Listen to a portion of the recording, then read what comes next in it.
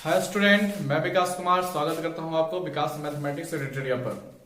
दोस्तों आज हम लोग 12th क्लास के केसी सिन्हा का बुक चल रहा है। आपको मालूम होगा केसी सिन्हा का बुक से चैप्टर आपका 8 चल रहा है, ये भी मालूम होगा। एक्सरसाइज 8.1 है, उसमें हम लोग अभिविधि से रैखिक समीकरण निकाय को हल करने के लिए सीखेंगे। ठीक है, हालांकि इसका एक वीडियो आ चुका है। ठीक है, ये इस चैप्टर का सेकेंड वीडियो है। तो जो भी विद्यार्थी अगर जो इस वीडियो को पहली बार देख रहे हैं तो हम उसको सलाह देते हैं कि इससे पहले वाले वीडियो को जरूर देख लें, क्योंकि वहां पर बेसिक कॉन्सेप्ट सब चीजें बताई गई है। चलिए इस वीडियो का क्वेश्चन नंबर आज का क्वेश्चन नंबर 6 का 1 देखिएगा। ठीक है, क्योंकि उम्मीद करते हैं इससे पहले जितने भी क्वेश्चंस आए होंगे, ठीक है, फर्स्ट डे के अनुसार 6 के पहले सभी क्वेश्चन हल हो गए होंगे। ठीक है, कोई खास क्वेश्चन नहीं था, आपको मालूम ही होगा। चलिए देखिएगा 6 का फर्स्ट क्या बोलता है दोस्तों। 6 का फर्स्ट ये इसलिए बता रहे हैं क्योंकि ये लैंग्वेज है, बाकी सब क्वेश्चन उसी तरह से बनेगा। ठीक है, बोलता है 3 संख्याओं का योग 6 है। देखिए 3 संख्याओं का योग 6 है।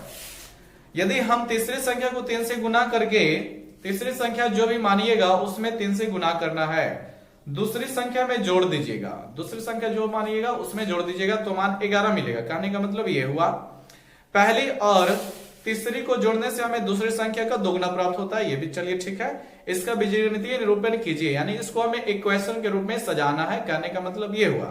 एंड आफ्टर ऑल क्या करना है, आव्यूह विधि से हमें संख्याएं ज्ञात करनी है। देखिए दोस्तों, हमें 3 संख्याएं मालूम करनी है, लेकिन 3 संख्याएं कौन कौन है क्वेश्चन में जिक्र तो किया, लेकिन कौन कौन है वो जिक्र नहीं किया। 3 संख्या का जिक्र किया लेकिन कौन कौन है मालूम नहीं है। तो हमें सबसे पहले क्या करना पड़ेगा, मान लेना पड़ेगा। माना 3 नंबर्स, माना क्या लिखना पड़ेगा, 3 संख्याएं आपका मान लीजिएगा। 3 संख्या मान लेते हैं x, y और z। ये 3 संख्याएं हैं दोस्तों। ठीक है, कितनी संख्याएं मान लिए गए यहाँ, 3 संख्याएं आपको मिल गई। क्या बोला है, बुक पढ़िएगा। और हाँ, ये तो हम भूलना भूल गए, आप लोग पढ़ रहे हैं तो कॉपी कलम किताब निकाल के पढ़िएगा। ठीक है, निकाल के बैठ जाइए तब पढ़ाई कीजिए, नहीं तो आपके पास सिनेमा के जैसा वीडियो देखते रहिएगा और पता भी नहीं चलेगा कब क्या बताया गया था, आप लोग ऐसे ही रह जाइए। ठीक है, इसलिए ईमानदारी पूर्वक पढ़ें, कॉपी कलम कॉपी किताब निकाल करके पढ़ें। बोला गया 3 संख्याओं का योग 6 है। तो देखिए 3 संख्या मेरा x y z माना गया, तो इसका योग कितना है दोस्तों, 6 है। यानी x plus y plus z बराबर 6 लीजिएगा। इसे समीकरण 1 का नाम दीजिए। क्या नाम दीजिए, समीकरण 1। आगे बढ़िएगा, यदि हम तीसरी संख्या को 3 से गुना करके तीसरी संख्या को 3 से गुना करना है, देख रहे होंगे ना, तीसरी संख्या मेरा z है, तो इसमें क्या करना है दोस्तों, तीसरी संख्या z है तो इसमें 3 से गुना कर दिए, बोला है कर दिए। दूसरी संख्या में जोड़ दें।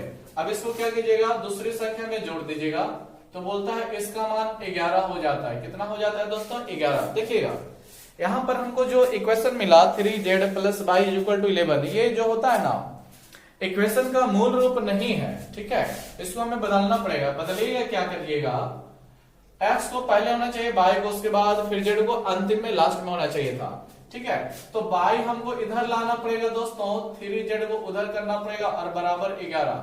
अब इसका नाम दे दीजिए समीकरण 2। ठीक है, समीकरण 2 इसका नाम दीजिएगा। एक समीकरण और बनेगा। देखिए बोला है पहली और तीसरी को जोड़ने से, पहली और तीसरी को जोड़िए, यानी पहली x तीसरी z, तो पहला x तीसरा z जोड़ दिए ना, तो दोगुना इसका जो मान मिलेगा दूसरी संख्या का दोगुना। दूसरी संख्या कितना है दोस्तों, y है, इसका कितना मिलेगा, दोगुना मिलेगा। 2 से गुना कर दिए, फिर इसको भी मूल अवस्था में लाइए। क्या करना पड़ेगा, 2y को इधर ले लीजिए। क्या बन जाएगा मेरे पास, x minus 2y plus z equal to 0 हो जाएगा दोस्तों, और यही नाम दिया जाएगा समीकरण 2। 3 इसका नाम क्या दे दिया जाएगा, समीकरण 3 दिया जाएगा। ठीक है दोस्तों, देखिए मेरा तीनों इक्वेशन मेरा तैयार है। आगे क्वेश्चन बोलता है इसका बीजगणितीय निरूपण कीजिए, यानी यही हो गया बीजगणितीय निरूपण। ठीक है, समीकरण के रूप में, इक्वेशन के रूप में लाना, और अव्यूह विधि से संख्याएं ज्ञात करनी है, ये बोला गया है। ठीक है, अव्यूह विधि से क्या करना है, संख्याएं ज्ञात करना है, यानी सीधी सी बात दोस्तों, इसको हल करना है। चलिए हल कैसे होगा, देखिएगा बेसिक चीजें बताई गई थी। हल करने के लिए मैट्रिक्स मेथड से आपको कैपिटल A मैट्रिक्स मानना पड़ेगा, कैपिटल X बराबर मैट्रिक्स कुछ मानना पड़ेगा, और B बराबर कुछ मैट्रिक्स मानना पड़ता है। कैसे कौन माना जाएगा, तो ध्यान से देख रहिए, ध्यान दीजिएगा। यहाँ आप A जो रखिएगा, किसको रखिएगा, तो याद होगा अगर जो आप लोग रेगुलर क्लास कर रहे होंगे तो, ठीक है, ए जो होता है एक्स वाई जेड जो भी सदस्य होता है उसकी कोएफिशिएंट चलता है, यानी उसके साथ गुणक चलता है, गुणक, ठीक है, कि उस सदस्य के साथ कितना गुना है। जैसे यहाँ पर देखिए समीकरण एक में पहले देखिएगा एक्स के साथ 1 है, वाई के साथ 1 है, जेड के साथ भी कुछ नहीं है गुना, तो 1 1 छुपा हुआ है, तो 1 डालिए, फिर इसका भी 1, फिर इसका भी 1 रखिएगा, ठीक है। आगे बढ़िए दोस्तों, कितना है, समीकरण 2 में आइएगा, आगे बढ़ने का मतलब यहाँ पर आएगा क्वेश्चन सेकंड में, यहाँ पर नहीं, यहाँ तो गड़बड़ हो जाएगा, ठीक है। इसमें x का मान, तो x का गुणक, सॉरी मान नहीं, x का गुणक, तो x तो इसमें है ही नहीं, तो x का गुणक कुछ नहीं डालिएगा कितना 0, y का कितना हो जाएगा 1 हो जाएगा, और z का कितना हो जाएगा 3 हो जाएगा, ठीक है। और समीकरण 3 में आ जाइए, x का 1 जो देख रहे होंगे, y का -2 चलिए डाल दिए, और z का फिर 1 है। ध्यान से देखिए दोस्तों, तो ये मेरा मैट्रिक्स A बन गया है। अब इसके बाद आपको याद होगा कैपिटल X की सहायता हमें चर पदों को डालना होता है, ठीक है, वेरिएबल्स को डालना होता है। तो वेरिएबल्स कितने हैं, एक्स बाई जेड, इसी का तो हमको मान निकालना होता है, और इसी को डाल दीजिए, और फिर लास्ट में आपको फिर बी डालना पड़ता है, मैट्रिक्स बी लिखना पड़ता है। बी कौन सा वैल्यू होता है, तो जो सदस्य बोल सकते हैं कांस्टेंट सदस्य, ठीक है, जैसे 6 हुआ, 11 हुआ, और ये 0 हो गया, 6 11 और ये 0 हो गया है, ठीक है। इतना डाटा आपको पहले तैयार करना पड़ेगा। अब आप लोग जानते हैं क्या करना पड़ेगा, इसके बाद हमें इक्वेशन का कंडीशन सजाना पड़ता है। वो कैसे आता है, जो ध्यान से देखिएगा, हम लोग पढ़ चुके हैं, ठीक है, आपको प्रैक्टिकल भी बता दिया गया है कि अगर जो a को x वाले सदस्यों में आव्यूह a वाले सदस्य को आव्यूह x वाले सदस्यों में गुना करके b के बराबर अपने अपनी जगह को हटाया जाए, ठीक है, तो आपका पूर्ण समीकरण मिल जाएगा, इसमें कोई डाउट नहीं है। और इसी के साथ हमको क्वेश्चन होगा, लेकिन कब, जब x का मान निकालना चाहेंगे तब। x का मान निकालिएगा, कैसे निकलेगा, a को उधर भेजिएगा तो वही इनवर्स चेंज ले लेगा, ठीक है, वो a उधर जाकर इनवर्स ले लिया, और इनटू में b के साथ रह जाएगा। यही वो कंडीशन बन गया दोस्तों जिस पर हमें क्वेश्चन को सॉल्यूशन करना होता है। सीधी सी बात, क्या करना है दोस्तों, हमें a इनवर्स निकालना है, a है इनवर्स निकालिएगा, a इनवर्स निकल जाएगा, उसका मान डाल के b में गुना कर देंगे, यहाँ पर x का मान भी डाल देंगे, जो सदस्य x के सामने आएगा x का मान, y के सामने y का मान, z के सामने z का मान हो जाता है, बहुत ही सिंपल है। चलिए, तो हमें इनवर्स निकालना है a का, तो देखिए ऐसा करते हैं दोस्तों, हेडिंग तो आप लोग देख चुके हैं ना, इसको मिटा देते हैं, कोई जरूरत नहीं इसका, ताकि मेरे पास स्पेस ज्यादा मिल जाए, ठीक है।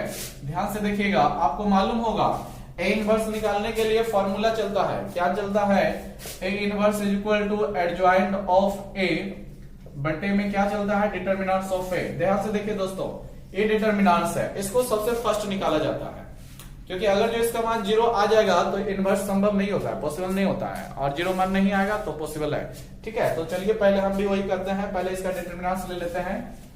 तो डिटर्मिनेंट्स लीजिएगा, तो लिख लीजिए determinants of A equal to, कैसे मान निकाला जाता है आपको याद होना चाहिए, ठीक है, सदस्यों को ढकिएगा, ठीक है, फर्स्ट रो से मान निकाला जा सकता है, सेकंड रो, किसी बहुत सारे तरीके हैं, ठीक है। पहले सदस्य को इसको 1 को लिखा जाता है, ठीक है, 1 लिख दिए हैं दोस्तों। अब कितना सदस्य है उसको गुना कीजिए, 4 सदस्य ऑलवेज दिखेगा, ठीक है, तो उसको क्रॉस ले लीजिए, 1 गुना 1 आप लोग वाली बातें जानते हैं, 1 होगा, फिर माइनस 2 गुना 3 -6 हो जाएगा, तो माइनस माइनस यहाँ पर +6, उसके बाद बीच में माइनस फिर लगाया जाता है, और बीच का सदस्य लिखिएगा, कितना है 1 है, तो 1 को लिखिए, और फिर अब क्या कीजिएगा, इसको ढकेगा ना, कितना हो जाएगा दोस्तों, 0 एकम 0 हो जाएगा, तो 0 डालिए, और उसके बाद आपका कितना हो जाएगा, 1 3 हो जाएगा दोस्तों, तो 3 लिख दीजिएगा, और लास्ट सदस्य फिर बच रहा है, कितना है लास्ट सदस्य, दिस इज 1, ठीक है। तो अब क्या करेंगे, इस तरह से ढकना पड़ता है, आप लोगों को मालूम ही होगा, तो 1 रह जाएगा दोस्तों, और मान निकालिएगा ढक करके, तो 0 हो जाएगा इस तरह से, ठीक है, 0 गुना -2 0, और 1 गुना 1 आपका कितना रह जाएगा, 1 ही रह जाएगा। देखिए दोस्तों कितना मान आ रहा है, 7 आ रहा है, +3 आ रहा है दोस्तों, और वहां पर आपका -1 आ रहा है, देख रहे होंगे, 7 + 3 10 में से 1 गया 9, यानी बोल सकते हैं डिटर्मिनेंट्स ऑफ ए का वैल्यू 9 आ गया, यानी 9 आया, 0 नहीं आया, तो इसका इनवर्स पॉसिबल है, तो हमें इनवर्स अब निकालना पड़ेगा। तो आप लोगों को याद होगा, इनवर्स निकालने के लिए कोफैक्टर की मदद लेनी पड़ती है, यानी सहखंड का, तभी सहखंडज निकलता है। तो first row, second row, third row, हर एक रो का कोफैक्टर चलता है, तो आप लोगों को लिखिएगा कोफैक्टर ऑफ एलिमेंट्स दोस्तों, क्या लिखेगा, cofactor of elements of first row लिखेगा। ठीक है दोस्तों, फर्स्ट रो के सदस्यों का क्या कर रहे हैं, कोफैक्टर हम ले रहे हैं। तो क्या कीजिएगा, फर्स्ट रो को ढक दीजिए, फर्स्ट रो को ढक दिए। अब इसके साथ इसके कॉलम्स को बारी बारी से ढकते हैं। कितना दिख रहा है, 1 3 -2 1, 1 3 -2 1 दिख रहा है। ठीक है, और क्या हो जाएगा, अब अगले सेकेंड कॉलम को ढकेगा, 0 3 1 1, क्या हो जाएगा दोस्तों, 0 3 1 1 हो जाएगा। क्या हो जाएगा, 0 3 1 1 हो जाएगा। ठीक है, उसके बाद क्या हो जाएगा, इसको ढकेगा, 0 1 1 -2, क्या होगा दोस्तों, 0 1 और फिर 1 -2। आप इसका क्या कीजिएगा, मान निकालिएगा। तो मान निकालने के लिए आपको को पहले चिन्ह परिवर्तन करना पड़ता है। ये सदस्य प्लस लेता है, माइनस लेता है और फिर ये प्लस लेता है। मान निकालिएगा, देखिए कितना कितना निकल जाएगा दोस्तों। तो इसका मान निकालिएगा, तो आप लोग मान निकाल लीजिएगा, हम डायरेक्ट लिख देते हैं। ठीक है, 1 - 6 + 6, तो आपका हो जाएगा यहाँ पर 7 आ जाएगा दोस्तों। कितना आ जाएगा, 7 आ जाएगा। यहाँ पर आ जाइए, आपका यहाँ पर +3 आ जाएगा। कितना आ जाएगा, +3। यहाँ पर मान निकालिएगा तो -1 रह जाएगा। कितना रह जाएगा दोस्तों, -1 रह जाएगा। देखिए फर्स्ट रो के जितने भी एलिमेंट्स है, तीनों का एलिमेंट्स का सदस्यों का शाखंड निकलेगा कोफैक्टर। चलिए हो गया फर्स्ट रो। सेकंड रो में आएगा तो लिखेगा फिर से भाषा, कोफैक्टर ऑफ, लिख लीजिएगा उतना। ठीक है, सेकंड रो यानी कि दूसरे रो के सदस्यों का हम क्या कर रहे हैं, कोफैक्टर ले रहे हैं। ढक दीजिए इसको एकदम सिंपल सी। 1 1 -2 1, क्या हो जाएगा, 1 1 -2 1 हो जाएगा दोस्तों। चलिए अब इसको ढकेगा, क्या हो जाएगा, 1 1 1 1 1 1 1 1 हो जाएगा दोस्तों।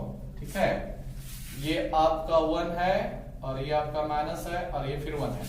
चलिए आगे बढ़िएगा, अब इसको ढकेगा, 1 1 1 -2, क्या हो जाएगा दोस्तों, 1 1 1 -2 हो जाएगा। क्या हो जाएगा, 1 1 1 -2। देखिए साइन चिन्ह बदलना जरूरी है। प्लस के बाद आपका यहाँ पर माइनस ले लिया जाएगा, माइनस के बाद यहाँ पर प्लस, प्लस के बाद माइनस। अब कितना रह जाएगा वैल्यूज को, देखिए आपका यहाँ पर निकालेगा तो -3 मिलने वाला है। क्या मिलने वाला है, -3 निकाल लीजिएगा बढ़िया से। ठीक है, इधर को आइए दोस्तों, तो यह आपका 0 मिलने वाला है। इधर निकालेगा आप लोग मान, तो इसका हो जाएगा -2, इट इज ऑल्सो 3। ठीक है, माइनस ये केवल 3 रह जाएगा। ठीक है, cofactor of elements of second row हो गया। अब थर्ड रो की बारी, तो क्या कीजिएगा, फिर लिखिए cofactor of elements of third row. समझ रहे होंगे आप सब ही। ठीक है, बढ़िया से लिख लीजिएगा। थर्ड रो में आ जाइए, क्या कीजिएगा, थर्ड रो को ढकिए। ठीक है, और फिर कॉलम को बारी बारी ढकेंगे। 1 1 1 3, क्या हुआ दोस्तों, कितना मिला, 1 1 1 3 मिला है। ठीक है, 1 1 1 3 मिल रहा है। चलिए सेकंड रो को ढकिएगा, क्या मिल रहा है, 1 1 0 3 1 1 0 3 मिल रहा है। ठीक है दोस्तों, और फिर थर्ड रो को ढकेगा, क्या मिल रहा है, थर्ड कॉलम को ढकेगा, 1 1 0 1 1 1 0 1 मिला दोस्तों। चलिए 1 1 0 1 ठीक है, 1 1 0 3 ठीक है, 1 1 1 3। यहां पर भी चिन्ह का बदलाव, माइनस के बाद आप लोग जानते हैं प्लस आएगा, प्लस के बाद माइनस, माइनस के बाद प्लस। वैल्यूज निकालेंगे, कितना हो जाएगा दोस्तों, जो देख लेते हैं। इसका निकालेगा तो 3 में से 1 चला जाएगा तो 2 बच जाएगा। इसका निकालेगा -3 हो जाएगा, और इसका निकालेगा तो 1 रह जाएगा दोस्तों। ठीक है, तो ये आपका, चलिए first row second row third row का भी हो ही गया है। तो ये आपका एडजॉइंट इन सब की साथ मिल जाएगा। क्या मिल जाएगा दोस्तों, एडजॉइंट। ठीक है, शाखंड जिसे बोलते हैं। आपको मालूम होगा एडजॉइंट में जो भी कोफैक्टर की सहायता से वैल्यूज आते हैं वो आपको रॉ के रूप में दिखेगा, लेकिन एडजॉइंट में एडजॉइंट जब लिखा जाता है तो उसमें कॉलम बनाया जाता है, खड़ा करके लिखा जाता है। मतलब 7 3 -1 को क्या कीजिएगा, क्षैतिज रूप में लिखा हुआ है उसको से नहीं, 7 3 -1 इस रूप में लिखा जाता है, -3 0 1 सॉरी 3 -3 0 3। ठीक है, 2 -3 1 2 -3 1 हो गया है। ठीक है दोस्तों, ये देखिए आपका एडजॉइंट निकला। हमें इनवर्स चाहिए, तो इनवर्स चाहिए तभी तो यहां पर सेट कीजिएगा इनवर्स को। चलिए, तो नहीं है तो क्या करिए, लिख दीजिए फॉर्मूला, और मान निकालना है हम लोगों को। एडजॉइंट ऑफ ए बटे डिटर्मिनेंट्स ऑफ ए चलता है, किसका, ए इनवर्स का फॉर्मूला आप लोगों को भली बात याद होगा। चलिए दोस्तों, वीडियो को रोक करके इतना नोट कर लीजिएगा, क्योंकि हम मेरा देख रहे होंगे बोर्ड पर स्पेस नहीं है तो इसलिए मिटाना पड़ जाएगा।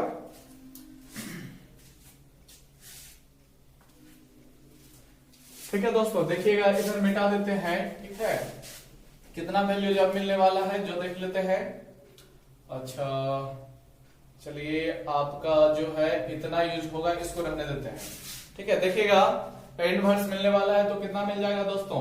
एडजॉइंट का वैल्यू ऊपर डालेंगे। एडजॉइंट कितना निकला हुआ है आप लोग भली भांति देख रहे होंगे।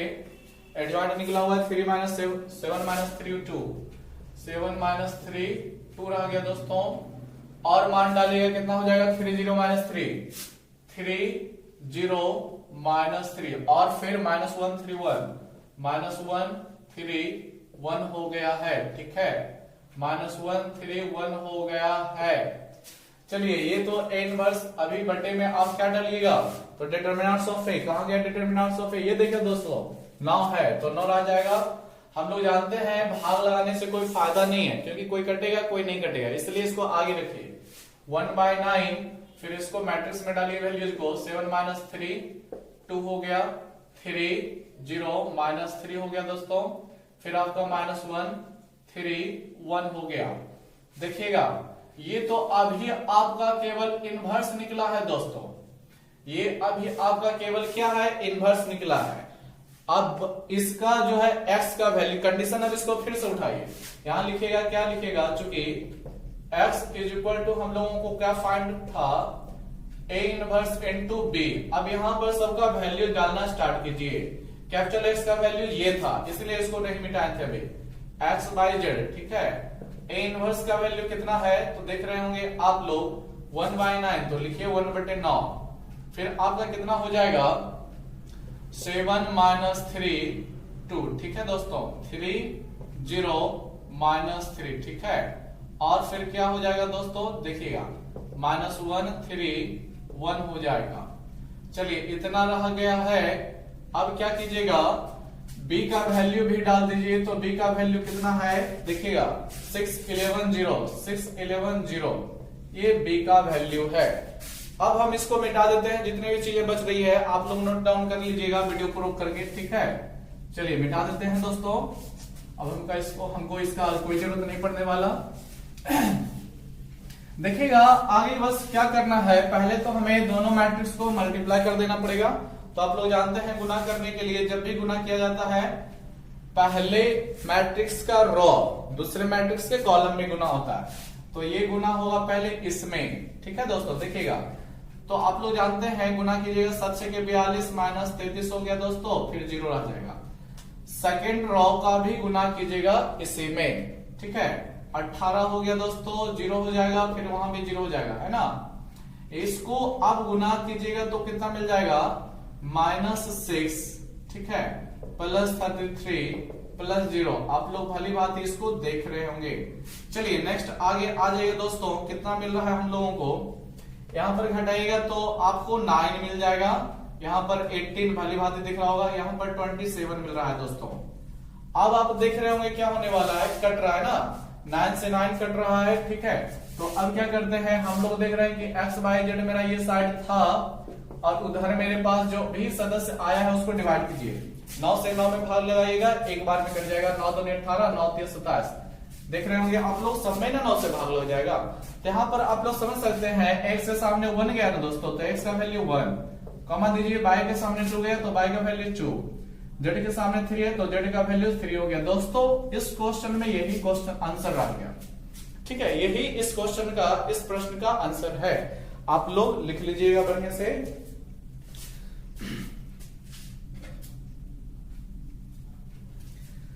देखिए दोस्तों, बड़ा ही आसान सा क्वेश्चन है, कुछ खास नहीं है, बस लैंग्वेज इसमें थोड़ा सा डाला हुआ है, मिटा देते हैं इसको। ठीक है, आप लोग भली बात समझ गए होंगे।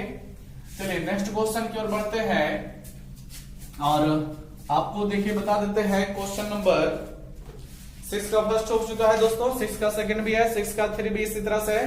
देखिए 6 का 3 में बोला गया है 4 किलो प्याज, 3 किलो गेहूं, 2 किलो चावल का मूल्य 60 रुपए। अच्छा, इसका है, देखिए दोस्तों इसको हम बता देते हैं। ठीक है, क्या बोला गया है, 2 किलो प्याज, 4 किलो गेहूं, 6 किलो चावल का मूल्य 90 रुपए। 6 किलो प्याज, 2 किलो गेहूं, 3 किलो चावल का मूल्य 70 रुपए है। आयु विधि से प्रत्येक का मूल्य प्रति किलोग्राम निकालिए। ठीक है, देखिए क्वेश्चन नंबर 6 का 3 देखने वाले हैं। आप लोग बुक निकाले होंगे तो देख रहे होंगे। क्वेश्चन नंबर 6 का 3 दोस्तों, 6 का 3 क्या बोला गया है? प्रत्येक का मूल्य निकाले। किसका किसका मूल्य है? तो कौन कौन चीज है? प्याज है, गेहूं है, चावल है। ठीक है, तो पहले मान लेना पड़ेगा। ठीक है, प्याज का दाम 100 रुपए पर केजी। ठीक है, एंड ये क्या है? गेहूं का दाम 12 रुपए पर किलोग्राम और चावल का दाम 1.5 रुपए पर किलोग्राम। ठीक है, तो उसको मानिएगा। लिखते हैं माना। क्या लिखते हैं दोस्तों? माना। प्याज का दाम आप लोग मान लीजिए, प्याज का जो मूल्य है, ठीक है दोस्तों, प्याज का जो मूल्य है उसको मान लीजिए x रुपए। ठीक है, x रुपए प्रति किलोग्राम आप लोग जानते होंगे। फिर उसके बाद गेहूं भी तो दिया है, गेहूं है ना दोस्तों। ठीक है, गेहूं है, फिर लास्ट में चावल है। गेहूं का मूल्य आप लोग मान लीजिए 22 रुपए पर किलोग्राम दोस्तों। ठीक है, और फिर लास्ट में चावल है, चावल को मान लीजिए 1.5 रुपए पर किलोग्राम दोस्तों। कितना? 1.5 रुपए प्रति किलोग्राम। ठीक है,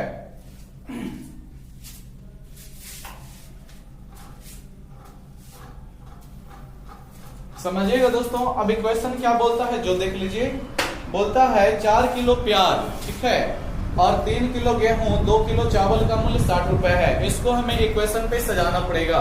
कैसे सजेगा? ध्यान से देखिए। 4 किलो प्याज, 1 किलो प्याज कैसे माना गया? प्याज का मूल्य 100 रुपए प्रति किलोग्राम। प्रति किलोग्राम मतलब 1 किलो लीजिएगा तो 100 रुपए लेगा गया। यहाँ पर 4 किलो प्याज ले रहा है तो 4x हो जाएगा दोस्तों। और कितना किलो गेहूं? 3 किलो। ठीक है, तो 3 बाई हो जाएगा आपका, और फिर प्लस 2 किलो चावल है तो 2z हो जाएगा। इसके लिए रुपए कितना लगता है? 60 रुपए। ठीक है, 60 डाल दीजिएगा।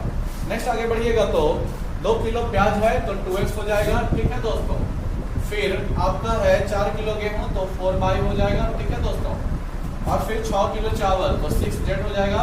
और वैल्यू इसका दिया है कितना दोस्तों? 90 रुपए दिया है तो 90 रखेंगे। ठीक है, फिर आगे बढ़िएगा 6 किलो प्याज तो 6x रखिए। ठीक है, 6x हो गया। और फिर आपका क्या है? 6 किलो 2 किलो गेहूं है तो 2 बाई रखिएगा। ठीक है दोस्तों, और फिर आपका 3 किलो चावल है तो 3z रखिएगा। बराबर में फिर रख दीजिए 70 को। देखिए ये मेरा इक्वेशन सज गया है। ठीक है, अब क्या बोला गया है? आव्यूह विधि से इसका हल कीजिए। ठीक है, प्रत्येक का मूल्य ज्ञात कीजिए। तो जिस तरह से अभी हम प्रोसेस को आगे बढ़ाए थे उसी तरह से यहाँ भी सेम चीजें चलेगी। ठीक है, सबसे पहले हमें कैपिटल ए मानना पड़ेगा, कैपिटल बी मानना पड़ेगा। देखिएगा दोस्तों, कैपिटल ए मैट्रिक्स कितना हो जाएगा? तो 4 3 2 इसका कितना हो जाएगा? 2 4 6 दोस्तों, 6 2 3 हो जाएगा। ठीक है दोस्तों, ये रहा गया कैपिटल ए का मैट्रिक्स। ठीक है, और फिर क्या कीजिएगा? कैपिटल एक्स मान लीजिए। किसको? एक्स वाई जोड़ जो कि मेरा चर पद है उसको। ठीक है, फिर क्या कीजिएगा? बी वैल्यू रखते हैं तो बी का वैल्यू कौन सा मान रखा जाता है? आपको मालूम होगा, कांस्टेंट 60 90 70, 60 90 और ये 70। इस तरह से चलता है, आपको याद है। ठीक है, और फिर देखिए यहाँ पर कंडीशन क्या लेता है कि चूंकि a इंटू एक्स बराबर b मिलता है। a इंटू एक्स तो हमें x चाहिए दोस्त, तो x निकालेगा तो क्या हो जाएगा? a उधर जाएगा तो इनवर्स में चला गया, इंटू b रह जाएगा। यानी x का value a inverse into b के अनुसार मिलने वाला है। तो आप देख सकते हैं a इनवर्स निकालेंगे। ठीक है, a इनवर्स निकालने के लिए जो प्रोसेस है कर लीजिएगा। एडजॉइंट निकालना है, डिटरमिनेंट्स निकालना है। ठीक है, कर लीजिएगा। और फिर मिल जाएगा तो b को साथ में रख करके गुना कीजिएगा। फिर जो x के सामने भाग लगेगा वो सब कर लीजिएगा। x के सामने जो आएगा x का मान, y के सामने आएगा y का मान, z के सामने आएगा वो z का मान हो जाएगा दोस्तों। ठीक है, तो आप लोगों को हम इतना सजा करके, ठीक है, हिंट दे दिए हैं। आप लोग उम्मीद करते हैं निकाल लीजिएगा। अगर जो ईमानदारी पूर्वक पढ़ रहे होंगे तो नोट कर लीजिएगा इसको, रोक करके वीडियो।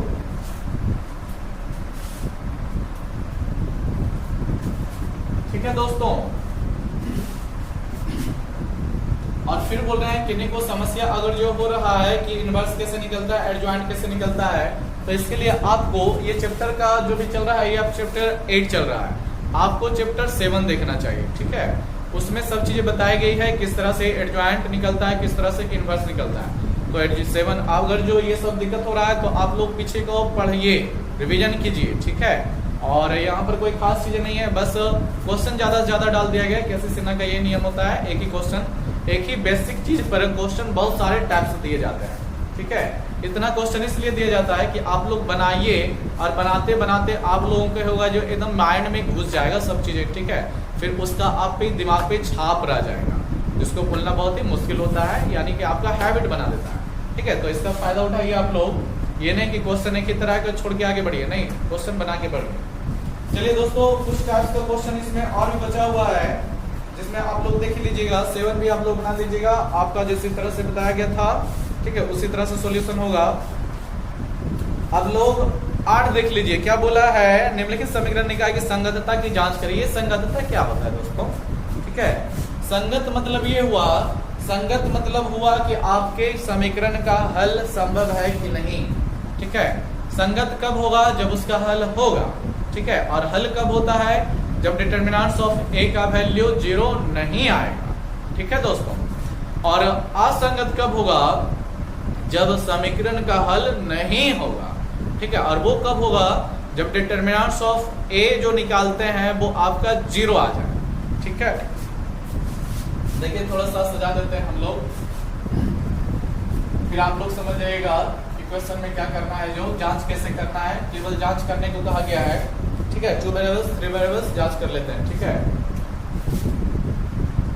संगतता की जांच कर रहे हैं हम, ठीक है। संगतता की जांच कर रहे हैं,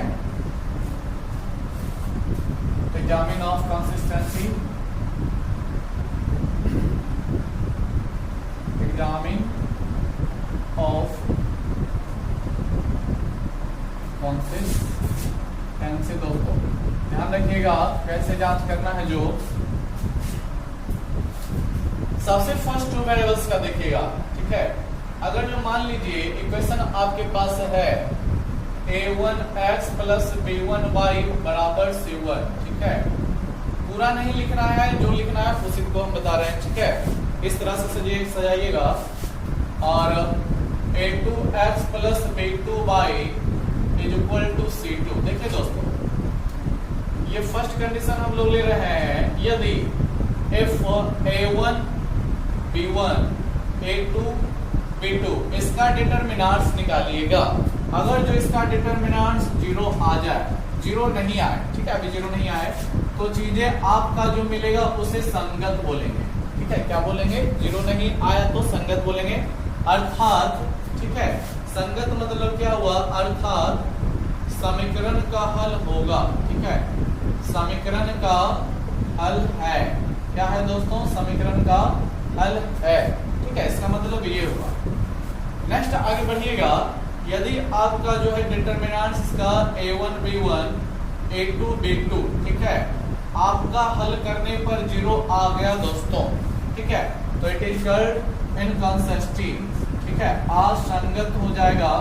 अर्थात, ठीक है, इसका अर्थ क्या हुआ, समीकरण का, ठीक है, अनंत हल होता है दोस्तों। क्या हल होता है, अनंत हल है। अनंत मतलब आपको एक्यूरेट मान नहीं मिलेगा। अनंत मतलब क्या हुआ, जिसके बहुत सारे आंसर मिलते हैं, ठीक है। तो ऐसी स्थिति में क्या बोला जाता है, इसी को असंगत बोला जाता है, ठीक है। असंगत आप लोग 10 नंबर क्लास 10th में पढ़ चुके होंगे, कब असंगत होता है, कब संगत होता है, उसी के बेसिक पर ये चीजें होती है। देखिए ये तो आपका हुआ 2 वेरिएबल्स का जांच। 3 वेरिएबल्स का किस तरह से करेंगे तो उसको भी शो कर देते हैं। हालांकि ये सब चीजें बहुत ही आसान है। a1x plus b1y plus c1z बराबर d1 मान लीजिए, फिर a2x plus b2y plus c2z बराबर d2 ले लीजिए, फिर आपका a3x plus b3y plus c3z is equal to d3 ले लीजिए। दोस्तों जिस तरह से यहाँ पर हम आपको इस तरह से डिटर्मिनेंट्स निकालने के लिए बोले हैं, ये 2 ऑर्डर का है, ठीक है, 2 क्रॉस 2 ऑर्डर का, ये 3 क्रॉस 3 ऑर्डर का ये बनने जा रहा है। आप निकालिएगा a1 b1 c1, ठीक है, a2 b2 c2, A3 B3 C3। इसका डिटरमिनेंट्स निकालिएगा। अगर जो डिटरमिनेंट्स 0 नहीं आएगा दोस्तों तो वही बात इसको हम लोग संगत बोलेंगे, यानी हल होगा। और यदि A1 B1 C1 A2 B2 C2 A3 B3 C3 दोस्तों, इसका अगर जो 0 हो जाएगा तो दिस इज असंगत। ठीक है, असंगत होगा। बहुत सारे हल मिलेंगे, इतने मिलेंगे कि कौन कन्फर्म करना मुश्किल है। ठीक है, अर्थात समीकरण का हल बोला जा सकता है, समीकरण का हल नहीं होता। ठीक है, चलिए तो आप लोग जांच कर लीजिएगा या फिर एक दो हम करके दिखा देते हैं दोस्तों। ठीक है, क्वेश्चन नंबर आपका देख लीजिएगा बुक का। क्वेश्चन नंबर 8 में चीजें दी गई है, जांच करना है कि नहीं है। देखिएगा, नोट करना है तो कर लीजिएगा। ठीक है, थोड़ा सा बेसिक ये हो गया। कब जांच करना है, कब संगत है, कब असंगत है। संगत है तो उसका अर्थ क्या हुआ, असंगत है तो उसका अर्थ क्या हुआ, पता चल गया है। चलिए देखिएगा, क्वेश्चन नंबर 8 में 2-3 क्वेश्चन कर लेते हैं। ठीक है, समझिएगा दोस्तों क्या बोला गया है। 8 में केवल हमें बोला गया है निम्नलिखित समीकरण निकाय की संगतता की जांच करें। Examine the consistency of the flowing system of equations. First में क्या है दोस्तों, तो देख रहे होंगे x + 3y = 5 है। एंड सेकंड क्या है दोस्तों, तो देख रहे होंगे 2x + 6y 2x + 6y = आपका 8 है। हमें केवल जांच करना है, इसका हल नहीं करने को कहा गया है।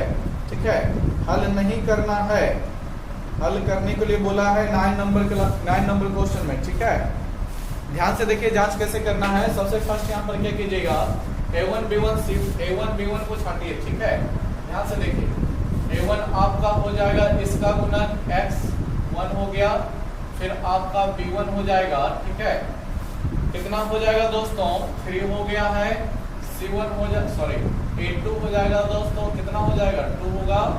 और B2 हो जाएगा कितना दोस्तों, 6 हो जाएगा। ठीक है, जांच के लिए क्या कर दीजिएगा, A1 B1 A2 B2 की सहायता से इसका वैल्यू निकाल दीजिए। ठीक है, इसका वैल्यू निकालिएगा, कितना आ जाएगा तो देख लीजिए, यानी कि 1 हो गया, 3 हो गया, फिर 2 हो गया, 6 हो गया। वैल्यू निकालिएगा तो देख रहे हैं क्रॉस लेता पड़ता है 6 - 6। ठीक है, तो ये आपका 0 आ गया। 0 आ गया यानी क्या था आपका रहा, संगत रहा। क्या संगत दोस्तों, तो असंगत रहा है। ठीक है, तो समझ गए होंगे इस चीज को, असंगत हो गया। सेकंड में देख लीजिए क्या दिया हुआ है। सेकंड में बोलता है x + 2y = 2 and 2x + 3y = आपका 3 है। देखिए दोस्तों, यहाँ पर मेरे पास क्या क्या वैल्यूज मिल रहे हैं। A1 का हम लोगों का मिल जाएगा x का मल्टीपल यानी कोएफिशिएंट 1, B1 का मेरा y का है 2 है, C1 का आपका A2 का क्या है दोस्तों, तो A2 का आपका 2 हो जाएगा दोस्तों। ठीक है, और B2 का आपका कितना है, 3 है। ध्यान से समझ जाइएगा, इसका भी डिटरमिनेंट्स निकालिए। A1 B1 A2 B2 determinants निकालिएगा, क्या हो जाएगा, 1 2 2 एंड 3 कितना हो जाएगा दोस्तों, 1 3 3 - 4 this is -1 this is not equal to 0। यह 0 के बराबर नहीं आया। जब 0 के बराबर नहीं आया तो दिस इज संगत। ठीक है, यह संगत आपका है। तो उम्मीद करते हैं दोस्तों इसी तरह से हल कर लीजिएगा। 9 नंबर में आप लोग हल कर लीजिएगा। जैसे ये वाला किए हैं, 0 नहीं आया यानी संगत है। क्वेश्चन बोला गया 9 नंबर में निम्नलिखित समीकरण निकाय की संगतता की जांच करें। पहले आपको इतना करना पड़ेगा उसमें भी कि संगत है कि नहीं है। ठीक है, और जांच करने के बाद बोला है यदि ये संगत है तो इन्हें हल भी करें। यानी ऐसी अवस्था में क्या करना पड़ेगा, उस क्वेश्चन नंबर 9 के क्वेश्चंस में हल करना पड़ेगा अगर जो संगत आ गया तो आप लोग उतना समझ रहे होंगे। ठीक है, तो क्वेश्चन को बनाइए। ठीक है, और वीडियो को लगातार देखते रहिए। आज का क्लास हम यहीं पर रुकते हैं और पढ़ाई बढ़िया से कीजिएगा और वीडियो को लाइक सब्सक्राइब शेयर जरूर करें। वीडियो देखने के लिए आपको थैंक्स।